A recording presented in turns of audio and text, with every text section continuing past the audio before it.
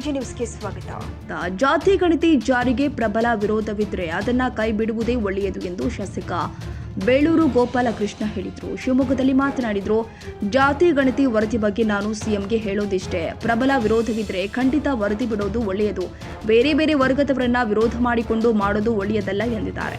ಜಾತಿ ಗಣತಿ ಕುರಿತು ಸಂಪುಟ ಸಭೆ ಹಾಗೂ ಎಲ್ಲ ಶಾಸಕರ ಸಭೆ ಕರೆದ ಚರ್ಚೆ ಮಾಡೋದು ಒಳ್ಳೆಯದು.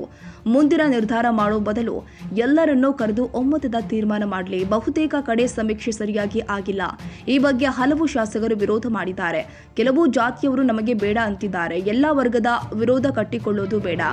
ಜಾತಿ ಗಣತಿ ವರದಿಯನ್ನ ಸದ್ಯಕ್ಕೆ ನಿಲ್ಲಿಸೋದೇ ಒಳ್ಳೆಯದು, ಆನಂತರ ಪರಿಶೀಲಿಸಿ ಮಾಡಲಿ ಎಂದಿದ್ದಾರೆ.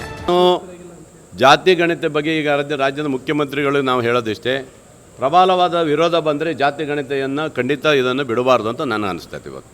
ಯಾಕಂದರೆ ಬೇರೆ ಬೇರೆ ವರ್ಗದವ್ರನ್ನ ವಿರೋಧ ಹಾಕ್ಕೊಂಡು ಮಾಡೋಕ್ಕಿಂತ ಹೆಚ್ಚಾಗಿ ಇನ್ನೊಂದು ಸರಿ ಚರ್ಚೆ ಮಾಡಿ ಎಲ್ಲ ಸಂಪುಟ ಸಭೆ ಕರಿಬೇಕು, ಶಾಸಕರನ್ನು ಕರಿಬೇಕು. ಮುಂದಿನ ನಿರ್ಧಾರಗಳನ್ನು ಮಾಡೋಕ್ಕಿಂತ ಮುಂಚೆ ನಮ್ಮನ್ನೆಲ್ಲರನ್ನು ಕರೆದು ಒಮ್ಮತದ ಒಂದು ತೀರ್ಮಾನ ಮಾಡೋದು ಒಳ್ಳೆಯದು ಅಂತ ನನಗೆ ಅನಿಸ್ತೈತೆ. ಅದೇನೇ ನಾನು ಹೇಳ್ತೇನೆ, ಕೆಲವು ಕಡೆ ನೀಟಾಗಿ ಆಗಿಲ್ಲ ಅಂತ ಭಾಳ ಜನ ಹೇಳಿದ್ದಾರೆ. ಭಾಳ ಜನ MLA ಅಬ್ಜೆಕ್ಷನ್ ಮಾಡಿದ್ದಾರೆ. ಕೆಲವು ಜಾತಿ ವರ್ಗ ಇದರಲ್ಲೂ ಸಹ ನಮಗೆ ಬೇಡ ಅಂತ ಹೇಳ್ತಾ ಇದ್ದಾರೆ. ಇವರೆಲ್ಲ ವರ್ಗವನ್ನು ಎಗನೆಸ್ಟ್ ಹಾಕೊಳ್ಳೋ ಬದಲು ಈ ಜಾತಿ ಗಣತಿ ವರದಿಯನ್ನು ಸದ್ಯದಲ್ಲಿ ನಿಲ್ಲಿಸೋದೇ ಒಳ್ಳೆಯದು, ಆನಂತರ ಪರಿಶೀಲನೆ ಮಾಡಿ ಮಾಡೋದು ಒಳ್ಳೆಯದು ನನಗೆ ಅನಿಸುತ್ತೆ. ಕನ್ನಡಿಗರ ಮೆಚ್ಚಿನ ನಿಮ್ಮ AJ 24/7 ನ್ಯೂಸ್ ಕನ್ನಡ ವಾಹಿನಿ ಇದೀಗ ಟಿವಿಯಲ್ಲಿ ಲಭ್ಯ. ವೇಳೆ ನೋಟಿಸ್ ಕೊಟ್ಟಿದ್ರೆ ವಾಪಸ್ ತಗೋತೀವಿ. ಇವತ್ತು ವಕ್ಫ್ ಪ್ರಾಪರ್ಟಿ ಅಂತೇಳಿ ಬರ್ತದೆ ಅಂತ ಹೇಳಿದ್ರೆ ರೈತರ ಬೀದಿಗೆ ಬದಲು ಏನ್ ಮಾಡ್ಬೇಕಾಗತ್ತೆ? ಯಾರು ವೋಟ್ ಹಾಕಲಿಲ್ಲ ಅಂದ್ರೆ ಗ್ಯಾರಂಟಿನೆಲ್ಲ ಸ್ಟಾಪ್ ಮಾಡ್ಬಿಡ್ತೀವಿ.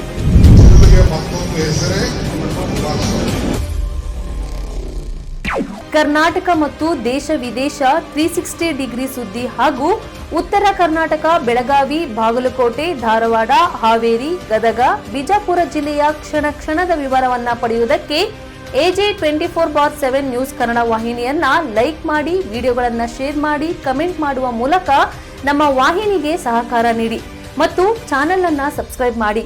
ಧನ್ಯವಾದಗಳು.